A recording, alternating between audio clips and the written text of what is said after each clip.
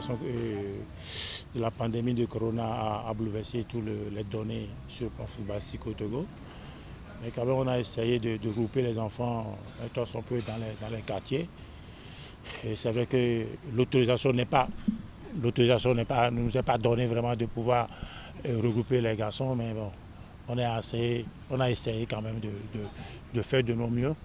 Et tout juste après, en octobre, il y a eu un premier stage aussi que la Fédération nous a accordé, qui nous a permis de se retrouver à Kpalimé et de là travailler sérieusement pour 10 jours, appuyé par 2 matchs amicaux où on a encore vu les garçons.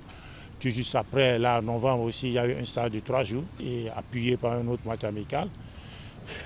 Et tout juste après ça, on s'est ressourcé un peu dans les quartiers à complétant l'effectif.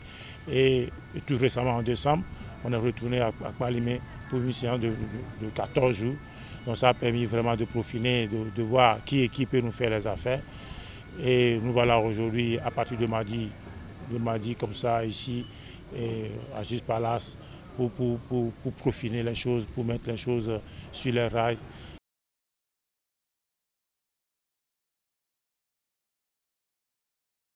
Oui, bizarrement peut-être, on peut dire que c'est peut-être cette situation nous a permis, puisque les garçons pratiquement étaient à la maison, on a invité les gens de partout, de Tchamba, de Sokoré, de Bassa, pour venir au test. On a tiré parmi eux, d'autres sont repartis, il y a certains qui sont avec nous, Danien, d'Atakpamé.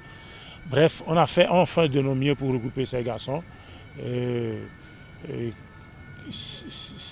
La clé de la chose, c'est qu'il y a une volonté de la part des parents de ces garçons, de leurs responsables des centres de football, qui nous a permis de les regrouper de temps en temps dans les quartiers.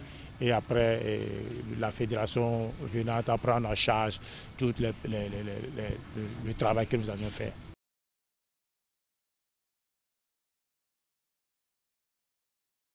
Oui, actuellement, du moment où il n'y a pas assez d'ouverture, il n'y a pas de compétition partout en Afrique, et on n'a pas, peut-être nous sommes seulement fixés sur les connaissances des noms, des coachs, et puis bon, quelques photos par-ci, par-là, par nos recherches, par nos amis qui sont dans les pays respectifs, le Niger et le Bénin. Et en ce qui concerne le comportement tactique, physique, le niveau des joueurs en tant que tel, je saurais le dire, on n'a pas cette connaissance aujourd'hui. On va peut-être les découvrir sur le terrain. Et je crois bien que bon, c'est de la même manière qu'eux aussi ils vont nous découvrir, nous aussi, on va les voir jouer. Et vous, est-ce que vous êtes prêt? Est-ce que le Togo est prêt? Bon, il est difficile d'être prêt pour une compétition, quel que soit, du moment où la pandémie, on ne cesserait jamais de le dire, nous n'a pas permis de pouvoir travailler dans des bonnes conditions. Et on ne peut jamais dire, voilà, on est totalement prêt, mais quand même, ce que nous avons fait nous donne un peu confiance que là, d'ici là, on peut quand même, au lieu d'être ridicule, bon, la première espérance que nous avons eue lorsque j'étais parti au Niger a été fatale pour nous. Après 2 matchs, on s'est retrouvé avec 1 point. Je me dis qu'on fera mieux cette année. Oui, c'est une immense joie pour nous lorsqu'on retrouve nos poulains avec les U20.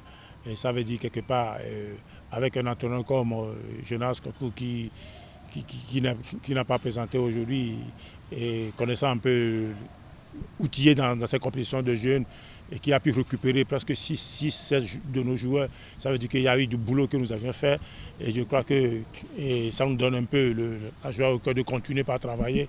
Et je me dis que d'ici 1 ou 2 ans, ces garçons qui aujourd'hui sont en junior peuvent progresser. Pourquoi ne pas aller à U23? Pourquoi ne pas aller en sélection locale? Ça dépend des pays où ils vont atterrir pour la progression, pour la continuité de leur carrière. Donc c'est une joie pour nous de voir ces garçons évoluer. Et je me dis que lorsqu'on va un Oloté en défense centrale, celui-là qu'on a utilisé, on va à Ala et au milieu, on va Derman, qui même fait partie des 11 de l'UFOAB au Bénin. Donc je me dis que c'est une satisfaction pour nous.